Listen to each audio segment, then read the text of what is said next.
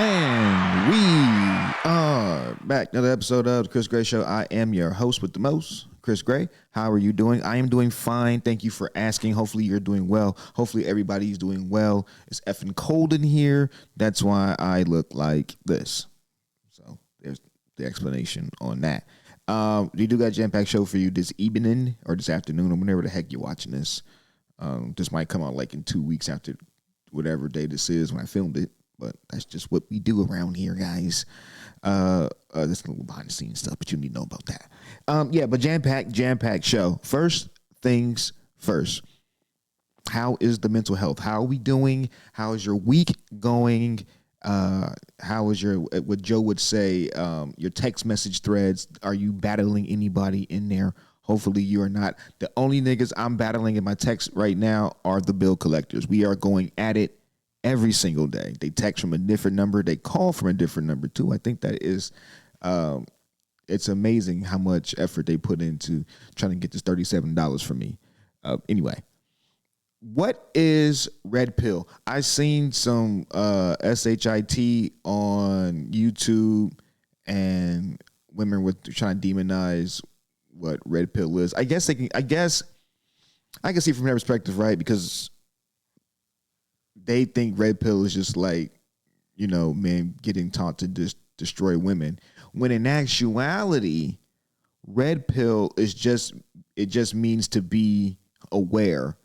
In this specific case is that men are being aware of women's nature or female nature, right?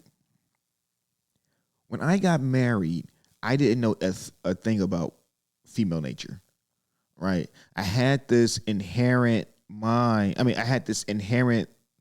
like rationality that women were just inherently good, right? They was just good, and it was naturally nurturing. They were naturally feminine and all this old good stuff, right? I thought that going in. It wasn't until I got married and actually lived with a woman I really started to understand. I didn't know shit about women, right? So let me get divorced, right? Because we're gonna stay in that shit show. But it wasn't until I started watching. I don't know how I came across Kevin Samuels, right? And it wasn't necessarily what Kevin was saying, because if you're a man and you've been dealing with women, what Kevin is saying about women is like, we already know that shit already, right? And it's fine. It's fine. Every man comes to those conclusions with women. These are just how they are. I went on a long ass fucking tangent. Hopefully you got some gems out of that. But yeah, red pill basically is being aware of female nature. That's it. You can apply it to really anything too, right? You can apply it to really anything. But in this social media sense, that's what guys are, and most guys are getting tired of y'all niggas. No bullshit. Okay, I just want to show you something. Just check this out. This is I seen this on Anton Daniels. Y'all can let that go. Just let it go. Just be a man, be dependable, so women can be feminine and depend on y'all without having to feel like they have to make up for the masculinity that a lot of men are lacking.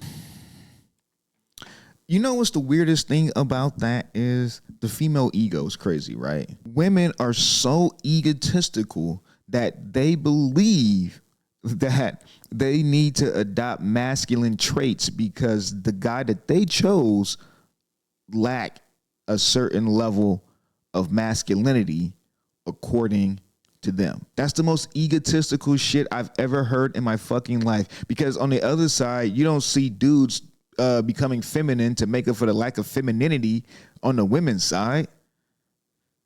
The dumbest shit ever, right? And I'm not talking about a nigga who challenged the dumb shit that you say as a woman, right?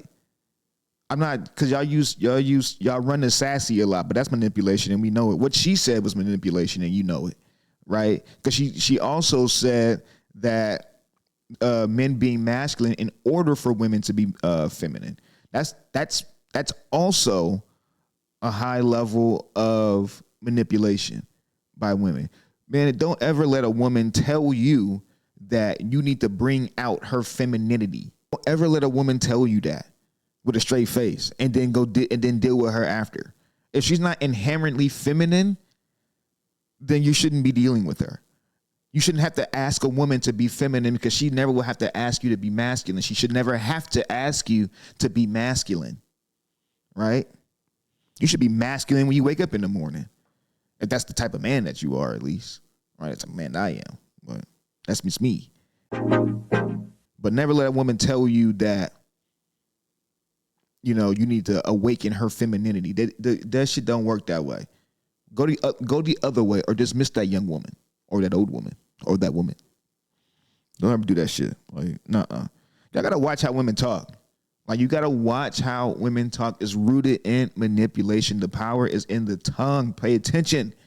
Pay attention to how women speak. Pay attention. It's both an offensive weapon and a defensive weapon. And it's on 99 both sides. They got all the motherfucking gems and they sword and the shield that they got. They got all the soul stones and stuff like that. They got all the buffs, right? All you have to do is use your power of recognition. And that's it. And then your logic will take you past all of that.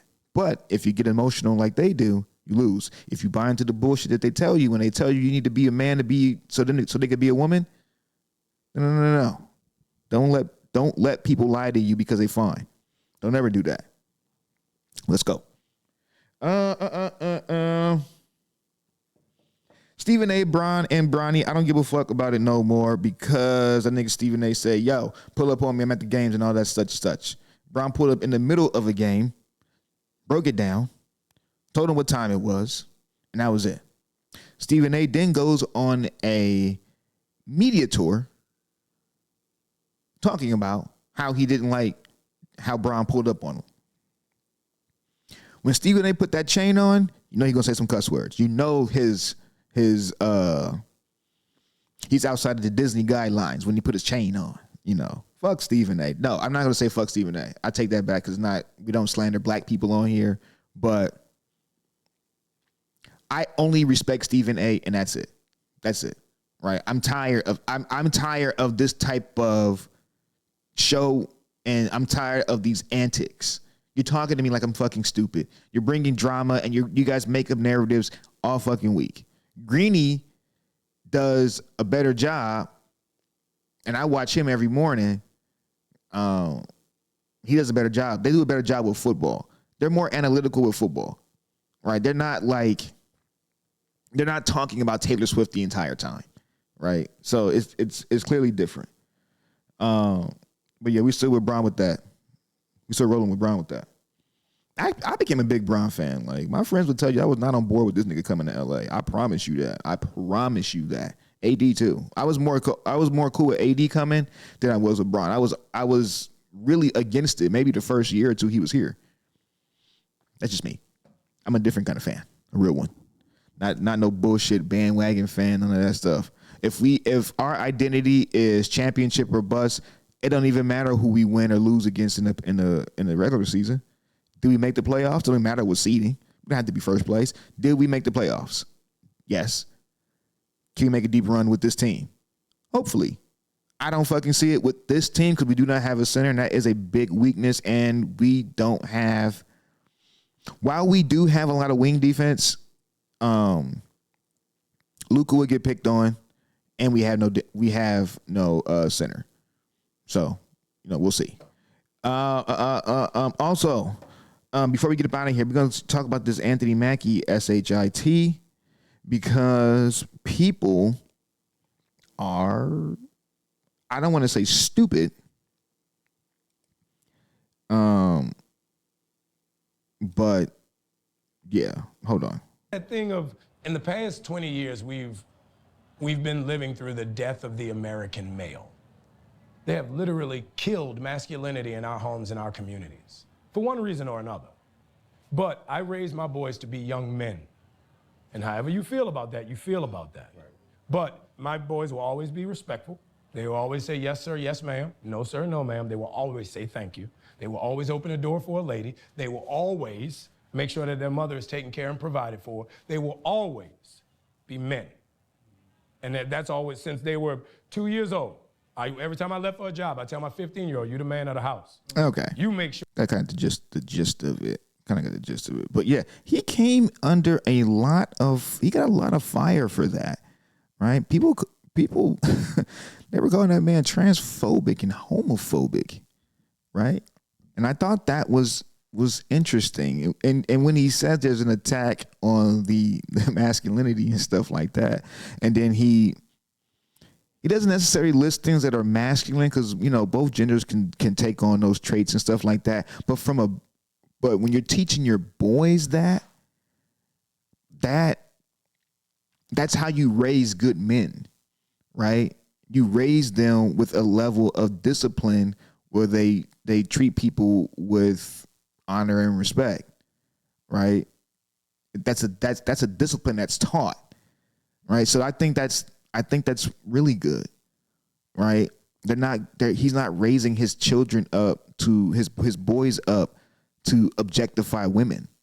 He's raising his boys up to protect women and provide for women. The same type of women, the same traits that most women want in their man, he is instilling in those children at a very young age. If you're talking about starting at 2, right? That's how you raise men. And to say that there's an attack, he's absolutely right. He's absolutely right. But I also think there's an attack on femininity as well. Because women interpret that way different too. A whole bunch of different interpretations of that too. But I also think it's a coordinated attack on both concepts, right? Just to get us an infight. A lot of this shit that we argue about, you know, whether it's gender wars or just bullshit that we argue about, it's by design. Make no mistake about that. It's 100% by design. You know, don't let the niggas lie to you. What else we got? Oh, check this shit out. This woman is finding out in real time that she is not hot. Nobody is actually looking to literally seriously date. Either looking to because you are a bust down. Hook up or looking to act like they are trying to date you and say all this shit when they're fucking not, when they're just bored. I get both men and women use in between people to get to the person that they want. The goal for men and women is to never become the in-between person. Never. She's finding out that she is, one, not hot enough to get out of the in-between person status, but she's knee deep in the in-between status. That's what led to this video. I'm bored sometimes too. But if you're looking to hook up, just say you're looking to hook up because, like... If a man says, all I want to do is have sex with you, he is going to get denied. And women know this. So, guys play the game until they can't play the game anymore. She's finding this out in real time. And it is hilarious. Her white tears, we bathe in those. I was so opposed to it, you know? I had my whole phase. I had my phase of going out and getting drunk and partying and hooking up with all these people. I had that. And it's fucking boring now. And I'm in between, just getting tossed around. But it's not like a thing, because I don't give a fuck about her no more. It's not a thing that, it's a thing that she's actively participating in, and it's a thing that she believes she's having fun. And to me, in all honesty, she's having fun. But as you're growing up and you are just having fun, you notice that no one is committing to you long term, right? You're having multiple relationships like throughout the year and shit like that. Like, it's crazy, right?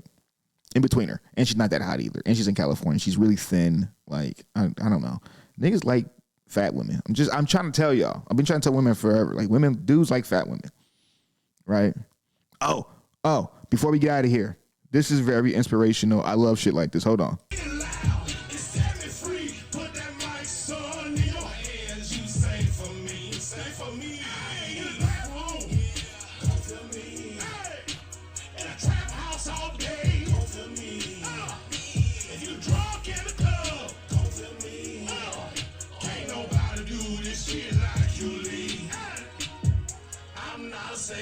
But I feel to make it better. Let me take you to the other side. Let me make the liquor greater. Let my music come inside. It's that medicine you like. Before I leave tonight, you're gonna know who is I'm the one that messed up your mind today. You try Talk. to figure out who I need talking.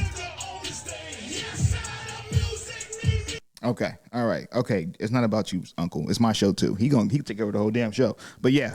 ATL, go see that man. Whoever that man is, go see him. I don't know who that man is, but on that night, he became legendary. Play no games about it. Make no mistake about it. On that night, that man became legendary. I think every man has a day or a time when he ascends and become legendary. When you get to that point in your life, guys, make sure you just hold on tight to that shit. Anyway, I'm about to get the F up out of here. I'm tired. We did a lot today. Right? We did a lot. Talked about a lot. I love everybody. Like, comment, and subscribe on the YouTube, on the TikTok, on the Instagram. I love it. Thank you. Bye-bye.